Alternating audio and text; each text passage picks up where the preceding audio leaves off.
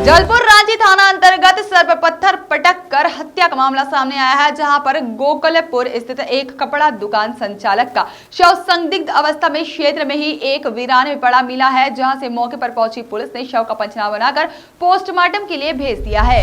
काफी समय से अपराध का गढ़ रहे रांची थाना क्षेत्र में अब अपराध होना आम बात हो चली है, जिसके चलते अब के रहवासी और यहाँ के काफी दहशत में रहते हैं। वहीं बीती रात को रांची के आजाद नगर में रहने वाले दीपक कुलवानी, जो कि पास के ही गोकलपुर क्षेत्र में एक कपड़े की दुकान संचालित करते थे, जो कि रात से ही लापता बताए जा रहे थे, जिसके बाद घर जाने के ही रास्ते में वीरान जगह पर संदिग्ध अवस्था में उनका शव मिला और जहां पर पुलिस ने मामले की जांच शुरू कर दी है। वहीं मृतक की पत्नी ने बताया है कि वह रात से ही दीपक को कॉल कर रही थी, लेकिन रात से ही दीपक न तो कॉल उठा रहे थे और न ही उनकी कोई खबर लग पा रही थी, जिसके बाद पत्नी प्रीति कुलवानी संबंधित थाने में रिपोर्ट लिखवाने गुमशुदगी की पहुंची, लेकिन उसके पास में जहां पर दीपक की फोटो न होने पर पुलिस ने उसकी रिपोर्ट नहीं लिखी, जिस पर प्रीति घर से फोटो के लिए घर के लिए निकली, जहां घर के रास्ते में ही दीपक के ही कुछ सामान को देखकर उसे शक हुआ, जहां उसने तुरंत पुलिस को इसकी सूचना दी, जहां क्षेत्र की थोड़ी छानबीन करने के बाद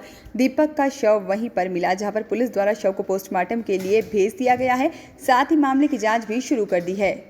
भाई साहब, एक युवक की सिर पर पत्थर पटक के हत्या की, क्या बैकग्राउंड क्या है, इसका नाम क्या है, कैसे हत्या की गई? ये जो मृतक दीपक कुलवानी अभी तक ज्ञात हुआ है, इसकी पत्नी प्रीति कुलवानी यहाँ बैद्यनाथ नगर के पीछे जो आज़ाद नगर है, गंदी बस्ती में रहती हैं।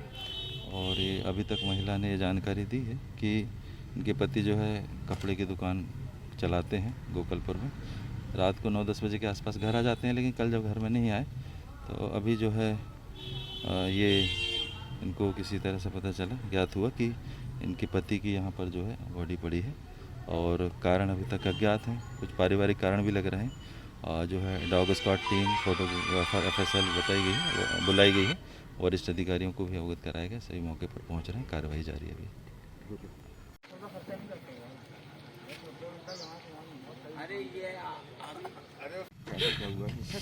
अरे मत करो, अलग से ले जाओ तुम। क्या हो गया था पूरा घटनाक्रम? नहीं पता सर, मुझे रात में दुकान से घर छूट के आए हैं तो घर नहीं आए। मैंने कॉल किया उनको, तब से स्विच ऑफ ही फ़ोन आ रहा। मैं सोची कहीं चले गए होंगे करके, तो मैंने सुबह तक वेट किया। फिर उसके बाद मैंने कहा सोचे कि पुलिस में रिपोर्ट दे देती हूँ करके मिसिंग की। उसके बाद मैं देकर आई हूँ, पर रिपोर्ट नहीं लिखवाई, फ़ोटो नहीं लेकर गई थी करके। तो फिर मैं यहाँ तक आई तो मैं बोली यार लाल थैली दिख रही है, ये थैली लेकर जाते हैं। तो मैंने कहा मैं देखूँ, थोड़ा सा गाड़ी खड़ी किया मैंने और देखने के लिए गई मैं, तो थैली भी दिखा, चार्जर भी दिखा, तो मुझे डाउट हुआ थोड़ा सा। तो फिर मैंने मेरे किराएदार टंडन भैया उनको बुलाया, मैंने भैया आप यहाँ पर देखो, मैंने कहा मुझे थोड़ा सा डाउट हो रहा है।